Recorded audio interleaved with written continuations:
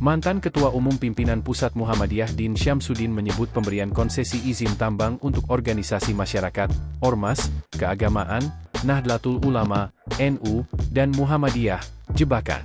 Din mengatakan, sistem tata kelola tambang dengan menggunakan sistem izin usaha pertambangan, IUP, dan kontrak karya merupakan sistem era kolonial Belanda.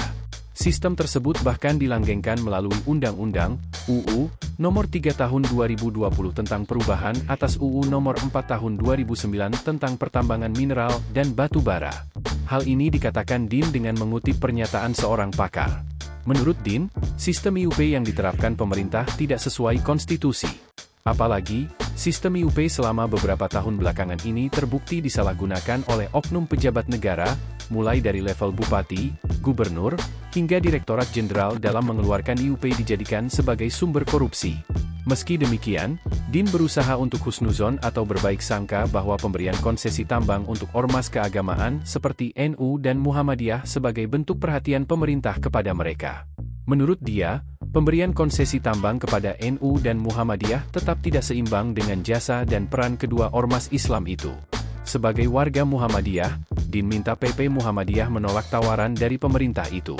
Diberitakan sebelumnya, Presiden Joko Widodo menandatangani peraturan pemerintah, PP, nomor 25 tahun 2024 tentang perubahan atas PP nomor 96 tahun 2021 tentang pelaksanaan kegiatan usaha pertambangan mineral dan batu bara. Dalam belait atau regulasi tersebut terdapat aturan baru yang memberikan izin kepada organisasi kemasyarakatan, ormas, keagamaan untuk mengelola pertambangan. Pengurus Besar Nahdlatul Ulama, PBNU, langsung menunjuk bendahara umumnya, Gudvan Arif Gofur sebagai penanggung jawab dalam pengelolaan usaha pertambangan. Sementara itu, pengurus pusat, PP, Muhammadiyah tak mau asal menerima tawaran pemerintah untuk mengelola usaha pertambangan. Muhammadiyah akan terlebih dahulu melihat sisi positif dan negatif tawaran tersebut, serta mengukur kemampuan sumber daya yang dimiliki. Download Tribun X sekarang, menghadirkan lokal menjadi Indonesia.